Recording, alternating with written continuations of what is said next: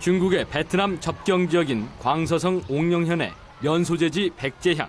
한자 표기도 정확히 백제인데다 작은 행정단위마저 백제로 시작됩니다. 학교와 병원 등의 명칭도 모두 백제를 사용해 마치 백제 고도인 공주나 부여에 온 듯한 착각마저 듭니다.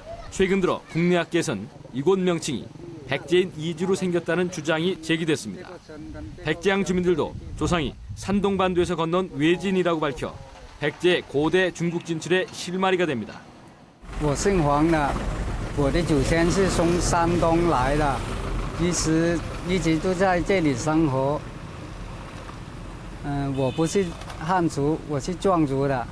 중국 양서에는 서기 400년을 전후해 백제가 중국 요소와 산둥반도에 여러 개의 군을 설치했다는 기록이 나옵니다.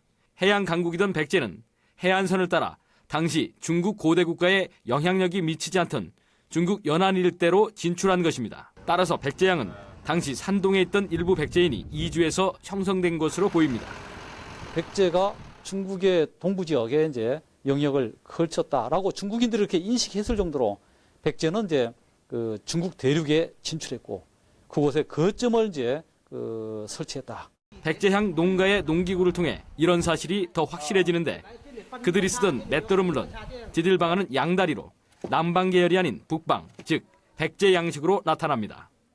就是6代以前就开始用这个东西了，就到15年前，那个2个脚呢断了，现在我们就改成一个脚踩了就这样了。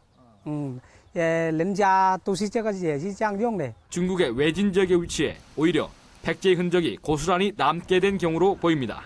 앞선 해양 기술을 바탕으로 중국 해안 지역에 진출하는 것은 물론 베트남 접경 지역까지 그 흔적을 남겼던 백제. 진취적이고 웅대한 기상을 엿볼 수 있습니다. 4,687점이란 기록적인 유물이 쏟아져 나온 무령왕릉. 외교 강국을 이끌던 군주답게 주변 국가의 유물도 다수 출토된 가운데 9점의 도자기가 시선을 끕니다. 청자 6.25와 흑갈류, 소형 잔까지 모두 중국 양나라의 황실 등 지배계층에서 실생활에 쓰던 겁니다. 중국 남경박물관에도 같은 양식의 도자기들이 소장돼 두 나라 간의 밀접한 교류 관계를 알 수 있습니다.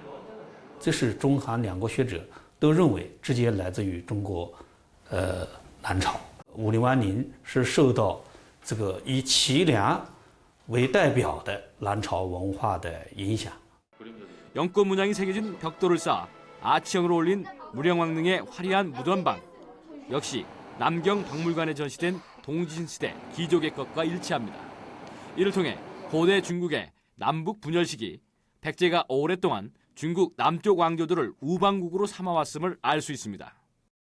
以今天的南京为都城的4个王朝，顺序是宋、齐、梁、陈，时代是公元420年到公元589年。 당시 백제는 뛰어난 선진 문물을 갖춘 남조가 국익에 도움이 된다고 판단한 것으로 분석됩니다. 북조 왕조들보다 중국의 남조 왕조들이 문화적으로 중국의 전통 문화를 훨씬 이제 발전시키는 그런 이제 상태에 있었기 때문에 아마 남조 문화에 더 관심을 갖지 않았나 싶습니다. 실제 백제는 이를 통해 찬란한 문화예술을 꽃피울 수 있었습니다. 백제는 생활 양식에서부터 장례 문화예술까지 다양한 방면에 걸쳐 중국과 오랜 기간 활발한 교류를 나누면서 국가의 발전을 도모해왔습니다. 서기 5세기 초에서 6세기 말까지 중국 남조시대 수도였던 남경시. 당시 유적 가운데 양나라 외교관계를 살펴볼 수 있는 사신도가 눈에 띕니다. 주요 우방 4개의 나라가 음각되는데 백제 사신도가 가장 위쪽에 배치돼 두 왕조의 긴밀한 관계를 알 수 있습니다. 이런 배경에는 고구려가 중국 북조와 교류하며 백제를 공격하고 있어 백제는 중국 남조와 동맹을 튼튼히 할 수밖에 없었던 겁니다. 第一次中国历史上记载百济派遣使者到南朝来的是公元372年，中国南方王朝的支持，这是百济。 양나라를 창간한 무제의 능입니다. 문영왕과 성왕은 무제 때 양나라 최고 관직을 받는 등 양국 간의 공조는 최고조에 달했습니다. 백제는 관료에게도 양나라 벼슬을 별도로 내려 주변국의 혈맹을 과시하며 실리 외교의 전형을 보여줍니다. 梁武帝对这个武陵王册封的是临东大将军，应该说从这个南朝政权对北纪王的这个官品的册封上是越来越高的，也显示了两国关系的交流的密切。 백제는 중국 남조와 고대 일본 등과의 동맹을 이용해 대립되는 국가들을 효과적으로 견제한 겁니다. 태국 남부 지역의 작은 항구 황하. 2000년대는 동남아 최대의 국제무역항으로 인근엔 고대 구슬 광산들이 폭넓게 분포되어 있습니다. 이를 통해 태국 황하가 당시 진기한 보물이던 구슬의 집산지이면서 수출항 역할을 했음을 알 수 있습니다. ตอนนี้เราก็พบที่ภูเขาทองนะครับจังหวัดระนองแล้วก็ที่คลองท่อมจังหวัดกระบี่สามารถที่จะบอกได้ว่าภาคใต้ของประเทศไทยนะครับเป็นจุดที่มีการทำลูกปัดเพื่อส่งออกไปยังต่างประเทศแน่นอนนะครับ 백제가 이곳 태국까지 교역을 해왔던 사실은 문영왕릉 출토 유리구슬들이 태국산으로 밝혀지면서 인정됐습니다. 일본 백부대학 고대사 연구팀은 태국 남부광산과 문영왕릉 구슬에서 재련 과정에 사용되는 납성분이 동일하다는 사실을 확인했습니다.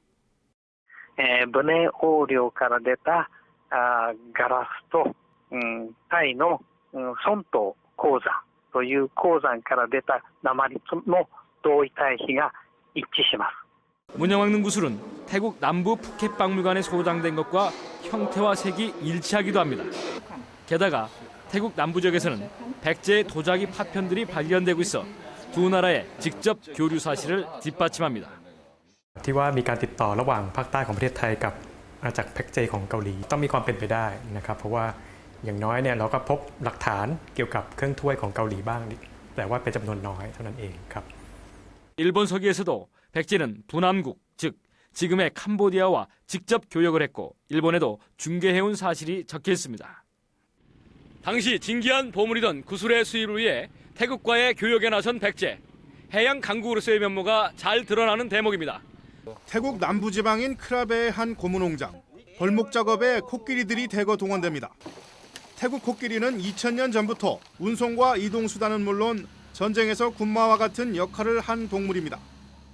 การใช้ช้างเนี่ยใช้งานในที่สถูปสารจีใช้งานมาประมาณ 2,000 ปี ช้างเนี่ยก็คือมีประโยชน์ในการใช้งานก็คือว่าสามารถที่จะเดินข้ามห้วยข้ามภูเขาต่างๆได้ 이런 장면은 무려 1500년 전 제작된 백제 금동 대양로에서도 찾아볼 수 있습니다. 금동 대양로 하단부에는 등에 올라타고 코끼리를 모는 모습이 생동감 있게 묘사되어 있습니다. 그 아래쪽에 악어까지 열대동물들이 연이어 조각되어 있습니다. 이는 백제인들이 교역을 위해 동남아를 수시로 방문했던 결과로 보여집니다. ก็อาจจะเป็นไปได้ว่าพ่อค้าชาวเกาหลีในอดีตนะครับเคยต้องเรือมาติดต่อค้าขายโดยตรงกับดินแดนทางภาคใต้ของประเทศไทยแล้วก็พบเห็นว่ามีการใช้ช้างในการขนส่งก็เลยเกิดความประทับใจแล้วก็นำไปทำเป็นศิลปะ 거리가 먼 동남아시아와 직접 교역은 불가능하다며 고대 중국 예술작품의 모방이라는 주장도 있지만 중국 남조시대 향로엔 열대동물이 표현된 사례가 없습니다. 백제가 중국의 양나라를 통해서 부남국의 재물을 얻지 않았겠는가 이렇게 상상을 하는 사람도 있습니다. 그러나 539년에 중국의 양나라하고 부남국하고 교류는 단절되고 그 이후로는 없습니다. 또 같은 시기인 6세기 초 백제의 고승 겸익이 신라의 해초보다 200년 앞서 인도를 다녀왔다는 기록이 있어 백제와 남방국가와의 활발한 교류 관계를 뒷받침합니다. 금동 대양로를 통해서도 확인되는 백제와 동남아시아의 교류 사실. 대양국가를 표방했던 백제, 웅대하고도 진취적인 기상을 다시 한번 엿볼 수 있습니다.